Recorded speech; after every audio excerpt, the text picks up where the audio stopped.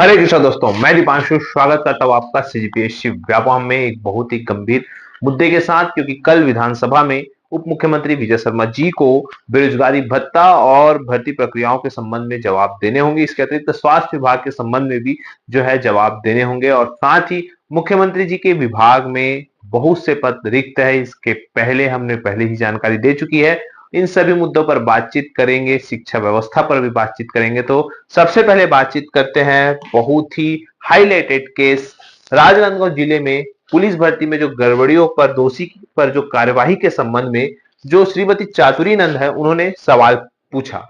उन्होंने सवाल पूछा कि क्या उप मुख्यमंत्री महोदय यह बताने की कृपा करेंगे कि क्या राजनांदगांव जिले में वर्ष 2024 में पुलिस भर्ती में गड़बड़ी की घटना सामने आई थी? यदि हाँ, तो मामले में कौन कौन दोषी पाए गए थे और दोषियों के खिलाफ क्या क्या कार्यवाही हुई थी? क्या उक्त मामले में एक आरक्षक ने आत्महत्या कर ली? यदि हाँ, तो क्यों?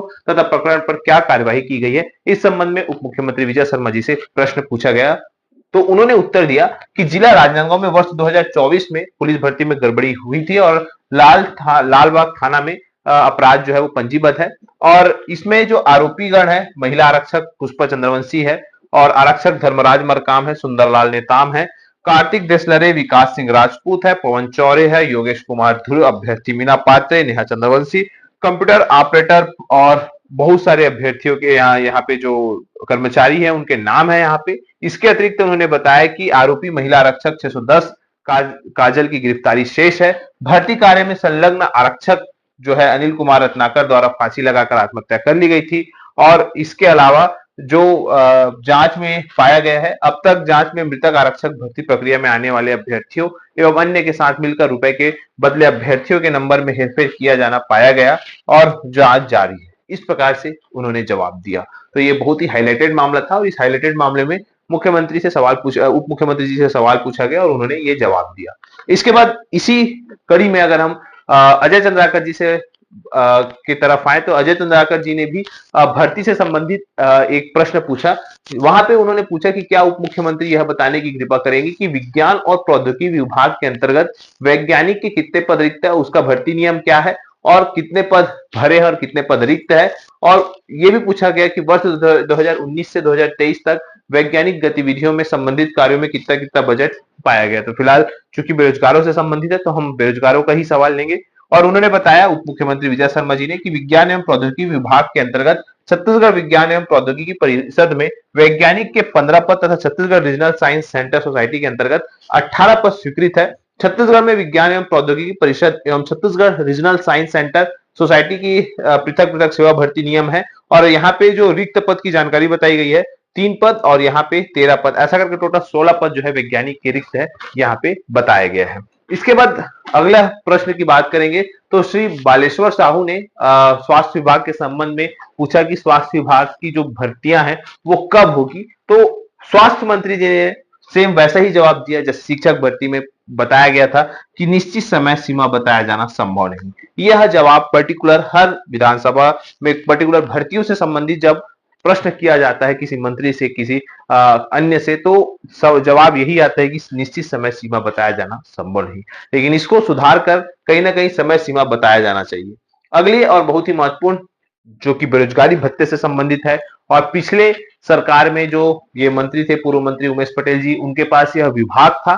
तो कहीं ना कहीं उन्होंने ही यह प्रश्न लगाया और पूछा उप मुख्यमंत्री जी से, जिनके पास अभी यह विभाग है, बताया कि भैया प्रदेश में कितने पंजीकृत बेरोजगार है तथा पात्र बेरोजगारों को नवंबर 2023 के बाद 31 जनवरी 2025 तक कितनी किस्तों में कितने बार बेरोजगारी भत्ता दिया गया, जिलेवार ब्लॉकवार जानकारी दे। प्रदेश के बेरोजगारों के लिए भत्ते हेतु कौन सी कार्य योजना बनाई गई है जिनसे उनको बेरोजगारी भत्ता प्रदान हो सके, जानकारी दे। इस पर उप मुख्यमंत्री जी ने साफ तौर पर कहा कि 31/1/2025 की स्थिति में प्रदेश में देखिएगा यहाँ पे संख्या बताई गई है 15,61,111 पंजीकृत बेरोजगार है और नवंबर 2023 के बाद 31/1/2025 तक पंजीकृत बेरोजगारों को बेरोजगारी भत्ता प्रदान नहीं किया गया है। अतः बेरोजगारी ब्लॉकवार जानकारी दिया जाना उद्भुत नहीं होता। प्रदेश में बेरोजगारों के लिए बेरोजगारी भत्ता प्राप्त हो सके इस हेतु कोई भी कार्य योजना नहीं है। मतलब साफ तौर पर यह है कि बेरोजगारी भत्ता, जिन लोगों को पूछ रहे थे कि बेरोजगारी भत्ता तो फिलहाल बेरोजगारी भत्ते का ऐसा कोई भी प्रावधान यह गवर्नमेंट नहीं करने वाली।